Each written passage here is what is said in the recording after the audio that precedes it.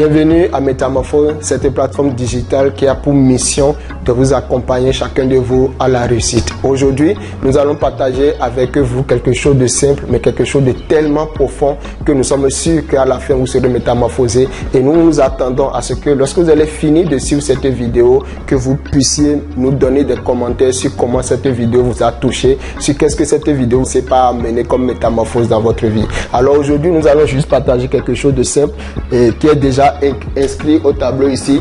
C'est la finalité principale du travail, c'est de vous rendre heureux. Je vais le dire encore une fois, la finalité, c'est-à-dire le but principal, c'est-à-dire la fin de tout travail que vous faites, c'est de vous amener à pouvoir vivre le bonheur. Et je sais que vous cherchez le bonheur et c'est humain et c'est légitime de chercher le bonheur. Et pour vous accompagner dans cette vidéo, nous allons voir un certain nombre de choses. Dans un premier point, nous allons essayer de voir qu'est-ce que c'est que le but et qu'est-ce que c'est que l'abus. Et ensuite, nous allons partager ensemble en quoi est-ce que le bonheur est véritablement la finalité du travail. Et dans le point 3, nous allons partager ensemble aujourd'hui quelques statistiques qui prouvent que plusieurs entreprises sont en train de chercher à donner plus de bonheur au travail par rapport à chacun de leurs employés. Aujourd'hui, il y a beaucoup de choses qui sont mises en place afin que les employés puissent prendre plaisir dans leur travail, afin que les employés puissent trouver du bonheur dans leur travail. Et nous allons terminer par le point 4 qui va pouvoir vous permettre de comprendre que le travail conçu par le créateur visait à l'origine 3 buts principaux. Et le premier but, c'est de vous permettre de faire du profit. Le deuxième but, c'est de vous permettre d'être heureux. Et le troisième but, c'est de vous permettre d'être prospère. Alors si vous êtes prêts, nous allons attacher nos ceintures, nous allons aller. Mais avant, essayez de développer un climat un peu calme autour de vous. Si vous avez un calepin pour noter, mettez-vous dans les dispositions. Si vous êtes prêts, nous sommes partis. Alors, nous allons partager ensemble le point 1 de notre parcours, de notre sommaire, qui porte sur le but et l'abus. Alors, je vous pose une question, c'est quoi le but?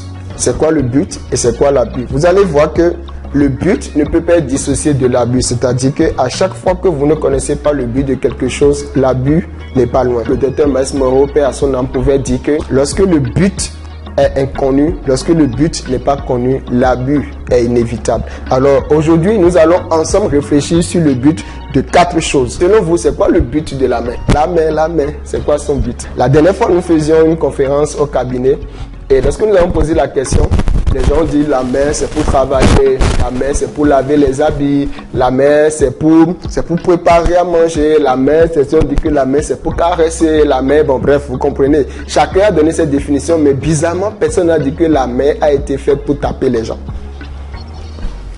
Vous voyez?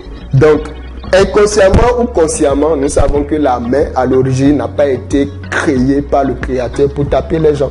Et donc lorsque vous utilisez votre main pour taper les gens, vous êtes en train d'abuser de votre main. Alors je vous repose la question, c'est quoi le but de la main? Lorsque vous voulez chercher le but de quelque chose, vous devez remonter forcément à son créateur.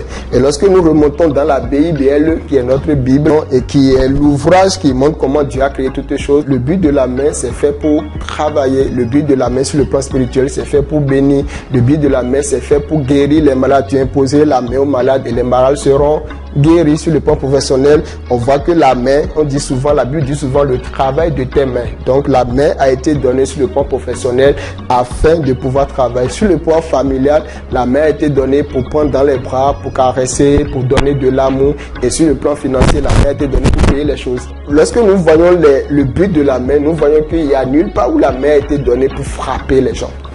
Donc, lorsque vous ne connaissez pas le but de quelque chose, l'abus est souvent inévitable. Et nous allons maintenant venir au deuxième but. Selon vous, c'est quoi le but de l'église? Nous allons à l'église, nous sommes peut-être nés dans une famille chrétienne. Depuis que nous sommes nés, on voit les parents y aller, nous-mêmes nous y allons. Mais je vous pose une question, c'est quoi le but de l'église? Je vous laisse quelques minutes pour y réfléchir.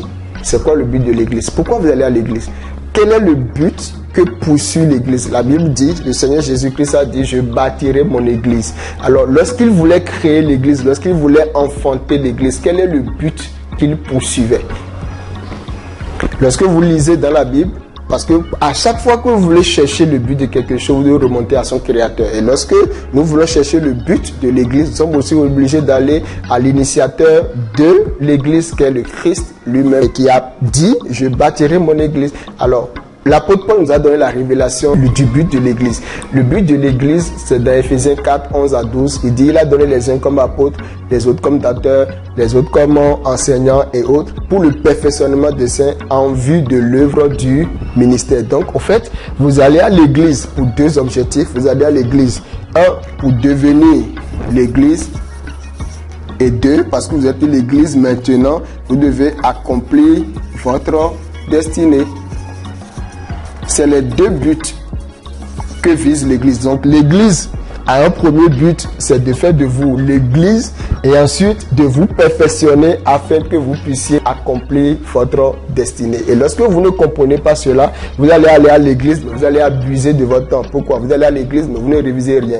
Parce que l'Église, dans ce sens, est un centre de formation. C'est un lieu où on va pour être formé. Et normalement, quand on va à l'école, on doit réviser ses notes et la plupart d'entre nous ne révisons pas les versets, les enseignements. Pourquoi? Parce que nous n'avons pas compris le but de l'Église. Alors, troisième élément que nous allons partager aujourd'hui, selon vous, c'est quoi le but de l'école? Je vous laisse encore un petit moment pour y réfléchir. Vous allez faire du CI au CP, du CP au CE2, au CM2, ça fait déjà 6 ans, plus de 16 ans, 20 ans de votre vie investie dans un système qu'on appelle école. Mais je vous pose la question. Quel est le but que vous poursuivez en allant à l'école? Est-ce pour avoir les diplômes? La réponse est que vous avez les diplômes. Mais pourquoi vous ne continuez pas à chercher de l'argent? Ce n'est pas pour les diplômes. Souvent, quand on pose cette question, les gens disent « Oh, je vais à l'école pour avoir la connaissance. » Ok, la connaissance pour quel but? Ou d'autres personnes disent c'est pour avoir les diplômes. Ok, les diplômes pour quel but? Pour quelle finalité? Les diplômes pour les avoir ou les diplômes pour aller échanger et avoir de l'argent? En fait, si vous analysez bien, le but final que nous poursuivons en allant à l'école, c'est de réussir notre vie. Alors je vous pose la question. Avez-vous le sentiment que votre vie est réussie actuellement? Qu'après avoir investi autant d'argent, autant d'énergie, autant de temps dans ce système, avez-vous l'impression d'être en train de réussir votre vie? La réponse, je sais, c'est non. Parce que pour 90% d'entre nous, voire 90% des hommes, nous n'avons pas compris le but de l'école. Et donc l'école, non seulement nous en avons abusé, mais l'école aussi a abusé de nous.